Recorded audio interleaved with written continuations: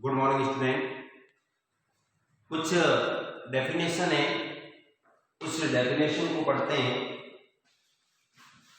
एक है critical phenomenon. देखो क्रिटिकल फिनोमिनन ये तीन है, क्रिटिकल टेम्परेचर, क्रिटिकल प्रेशर और क्रिटिकल वॉल्यूम। अब क्रिटिकल प्रेशर किसको कहते हैं? अब कोई भी गैस है, उस गैस को अगर लिक्विड में कन्वर्ट करना है तो लिक्विड में कन्वर्ट दो तरीके से करते हैं। एक तो जो टेम्परेचर है उस टेम्परेचर को अगर डिक्रीज करते हैं और प्रेशर को अगर इंक्रीज करते हैं तो गैस के मॉलिक्यूल्स एक दूसरे के क्लोज आ जाएंगे और वो लिक्विड में कन्वर्ट हो जाएंगे। लेकिन केवल टेम्परेचर को डिक्रीज करके या केवल प्रेशर को इंक्रीज करके किसी गैस को लिक्विड में कन्वर्ट करना पॉसिबल नहीं है। तो किसी भी गैस को अगर लिक्विड में कन्वर्ट करना है तो क्या करना पड़ेगा? उस गैस को एक मिनिमम टेम्परेचर तक उसका तापमान कम करना पड़ेगा और उसके पश्चात प्रेशर को बढ़ाना पड़ेगा, तब वो गैस लिक्विड में कन्वर्ट होगी, वरना नहीं होती। तो किसी भी गैस का वह न्यूनतम टेम्परेचर, किसी गैस का वह न्यूनतम टेम्परेचर, मिनिमम टेम्परेचर जिस पर गैस के दाब को बढ़ाकर उसको द्रव में कन्वर्ट किया जा सकता है। यदि उस तापमान से अधिक तापमान है तो चाहे दाब कितना भी बढ़ा दो, गैस का द्रवीकरण संभव नहीं है। उस तापमान को क्या कहते हैं? क्रिटिकल टेम्परेचर कहते हैं। मतलब किसी गैस का वह निश्चित ताप जिस पर या जिससे कम ताप पर गैस को द्रव में दाब में वृद्धि करके बढ़ाया व परिवर्तित किया जा सकता है।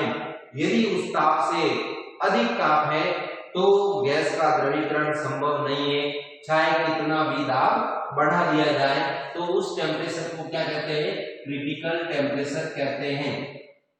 इसी तरह से क्रिटिकल प्रेशर, जो क्रिटिकल टेम्परेचर है उस क्रिटिकल टेम्परेचर पर किसी गैस का दाब जितना बढ़ाने से वो लिक्विड में कन्वर्ट हो जाए तो उस प्रेशर को क्या कहते हैं? क्रिटिकल प्रेशर कहते हैं। मतलब किसी गैस को लिक्विड में कन्वर्ट करने के लिए क्रिटिकल टेम्परेचर पर उस गैस का जो दाब होता है उसी को क्या कहते हैं?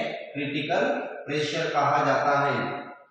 और क्रिटिकल वॉल्यूम, क्रिटिकल टेम्परेचर और क्रिटिकल प्रेशर पर किसी गैस का वॉल्यूम जो होता है उसको क्या कहते हैं? क्रिटिकल वॉल्यूम के नाम से जाना जाता है। एक डेफिनेशन है वो है क्रिटिकल फिनोमिनन। तो क्रिटिकल टेम्परेचर, क्रिटिकल प्रेशर और क्रिटिकल वॉल्यूम, इन तीनों को मिला के आपस में तीनों कंबाइन क्या कहलाते हैं? क्रिटिकल फिनोमिनन कहलाते हैं।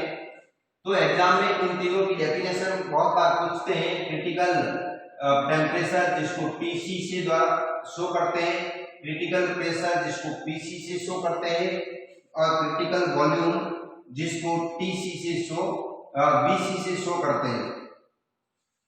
इसी प्रकार से एक होता है इनवर्स टेम्परेचर। ये भी डेफिनेशन बहुत बार पूछते हैं, what is the definition of inverse temperature. तो किसी गैस को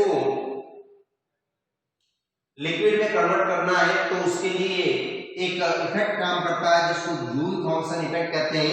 इस डेफिनेशन से पहले ये पढ़ लेते हैं ताकि आपको और जल्दी समझ में आ जाएगा। जूल थॉमसन इफेक्ट क्या होता है?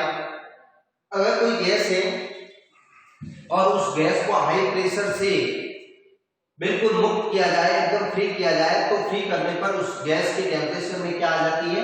कमी आ जाती है और वो द्रव में कन्वर्ट हो जाती है, क्योंकि उसको दाब के ऑपोजिट काम करना पड़ता है, दाब के विरुद्ध काम करना पड़ता है। और उसी को क्या कहते हैं? जूल थॉमसन इफेक्ट कहते हैं। मतलब जब किसी गैस को हाई प्रेशर से अचानक फ्री कर दिया जाए, मुक्त कर दिया जाए, स्वतंत्र रूप से उसको फैलने दिया जाए, तो उस गैस के तापमान में कमी आ जाती है और वह द्रव में परिवर्तित हो जाती है। और ये प्रक्रिया जो है, इस प्रक्रिया के अंदर उसके अंदर जो प्रेशर था, हाई प्रेशर, उसके ऑपोजिट काम करना पड़ता है और उसके लिए एनर्जी यूज होती है जिससे तापमान में कमी आ जाती है और वो द्रव में परिवर्तित हो जाती है। तो उसी इफेक्ट को क्या कहते हैं? ये जूल थॉमसन इफेक्ट कहते हैं। अब देखो यहाँ इस इफेक्ट के द्वारा भी अगर गैस को द्रव में कन्वर्ट करना है तो उसके लिए भी पहले गैस को एक निश्चित ताप पर क्या करनी पड़ेगी, ठंडी करनी पड़ेगी, तो ही ये इफेक्ट अप्लाई होगा, वरना ये इफेक्ट अप्लाई नहीं होगा। मतलब यूं कह सकते हैं कि जूल जॉनसन प्रभाव के द्वारा गैसों का जो द्रवीकरण है वो एक निश्चित ताप पर या उससे कम ताप पर ही होता है। अगर उससे अधिक तापमान होता है तो जूल जॉनसन प्रभाव के द्वारा भी गैस का द्रवीकरण नहीं होता है। तो उसी तापमान को क्या कहते हैं, इनवर्ट टेम्परेचर कहते हैं। मतलब वह निश्चित ताप जिस पर जूल जॉनसन प्रभाव के द्वारा गैस का द्रवीकरण किया जा सकता है उस तापमान को क्या कहते हैं, इनवर्ट टेम्परेचर कहते हैं। यदि उससे अधिक तापमान होता है तो जूल जॉनसन प्रभाव वहां पर कार्य नहीं कर पाएगा और ऐसी स्थिति में गैस का द्रवीकरण नहीं होता है। तो इस प्रकार से ये इनवर्ट टेम्परेचर कौन सा है, जिस पर जूल जॉनसन प्रभाव कार्य करता है वो तापमान क्या कहलाता है, इनवर्ट टेम्परेचर कहलाता है। अब गैसों के द्रवीकरण की दो विधियां हैं, एक है लिंडे विधि और एक है क्लॉड विधि। ये दोनों विधियों में से एक विधि एग्जाम में पूछती है। एक जो विधि है लिंडे विधि, जिसका डायग्राम मैंने बनाया है, ये डायग्राम है इसका लिंडे विधि का। इस लिंडे विधि जो किस पर काम करती है, इस जूल थॉम्सन प्रभाव पर काम करती है। जब इधर से ये एयर प्रवेश करती है, इधर से यहाँ पर एयर इसके अंदर एंटर करती है, यहाँ पर क्या लगा हुआ है, कंप्रेशर लगा हुआ है। इस कंप्रेशर के द्वारा जो एयर है वो बिल्कुल हाई प्रेशर में चली जाती है, कंप्रेस्ड हो जाती है और वापस यहाँ पर क्या लगा हुआ है, कंडेंसेशन लगा हुआ है। और ये कंडेंसेशन क्या करता है, उसको ठंडा कर लेता है, उसके तापमान में कमी कर लेता है। मतलब उसका तापमान किसके इक्वल हो जाता है, इनवर्ट टेम्परेचर या इससे कम हो जाता है।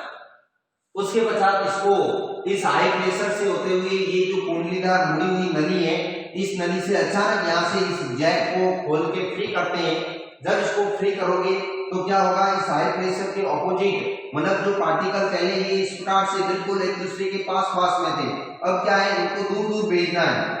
ये इस प्रकार से दूर दूर भेजना है, तो इसको दूर भेजने के लिए क्या करना पड़ेगा, इस आकर्षण बल के ऑपोजिट वर्क करना पड़ेगा। और आकर्षण बल के ऑपोजिट वर्क करने के लिए एनर्जी की जरूरत पड़ेगी। और वही एनर्जी कहां से प्राप्त होगी, इस गैस के अंदर से ही प्राप्त होती है। इसलिए गैस के तापमान में कमी आ जाती है और वो किसमें कन्वर्ट हो जाती है, द्रव में परिवर्तित हो जाती है। अब अगर कोई गैस के पार्टिकल द्रव में परिवर्तित नहीं हुए तो वापस इस ट्यूब से होते हुए किसमें चले जाएंगे, कंप्रेसर में। और ये इस प्रकार की जो प्रोसेस है वो रिवाइज होती रहेगी, 7-8 बार रिवाइज होगी, तो समस्त गैस के जो पार्टिकल है वो किसमें कन्वर्ट हो जाएंगे, द्रव में कन्वर्ट हो जाते हैं।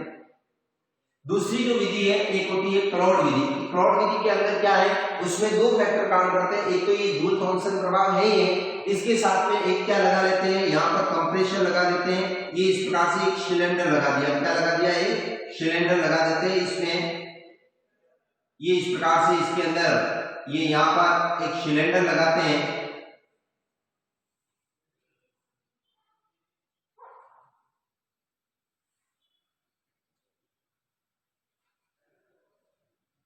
अब देखो ये जो सिलेंडर है, यहां से क्या होता है, एक तो ये इफेक्ट है, ये जूल थॉम्सन प्रभाव इसके द्वारा काम होता ही है। दूसरा क्या है, कुछ एयर इधर से होती हुई इसमें जाती है। यहाँ पर क्या लगा लेते हैं, ये यहाँ पर एक ये सिलेंडर है ये। अब ये क्या करती है, एयर इसको बाहर की ओर धक्का लगाती है। जब बाहर की ओर धक्का लगाएगी तो इस सिस्टम पर क्या होता है कार्य, और अपने सेकेंड ईयर के अंदर और इसमें जो अपने 12th के अंदर 11th के अंदर भी पढ़ा था कि अगर कोई सिस्टम पर कार्य किया जाता है तो उसके तापमान में वृद्धि हो जाती है, लेकिन अगर सिस्टम के द्वारा कार्य किया जाता है तो तापमान में क्या आ जाती है, कमी। तो यहाँ सिस्टम के द्वारा कार्य किया जाएगा, ऐसी स्थिति में क्या आ जाएगी, इस गैस के तापमान में कमी आ जाएगी और वो किस में कन्वर्ट हो जाएगी, लिक्विड में कन्वर्ट हो जाएगी। तो इस प्रकार से यहाँ पर इस क्लॉड मेथड के अंदर दोनों मेथड काम करते हैं। जूल थॉम्सन प्रभाव भी काम करता है और ये वर्क बाय द सिस्टम ये भी काम करता है। जबकि लिंडे विधि में केवल कौन सा काम करता है, जूल थॉम्सन प्रभाव। तो ये दोनों विधियां जो है वो एग्जाम में बहुत बार पूछते हैं, इसलिए इसको अच्छी तरह से पढ़ना। इस प्रकार से फिजिकल केमिस्ट्री जो है उस फिजिकल केमिस्ट्री की ये यूनिट नंबर जो सेकेंड है, गैसियस स्टेट, ये आज कंप्लीट हो जाती है। इससे आगे की वीडियो में अपन जो नई यूनिट है वो शुरू करेंगे। Thank you.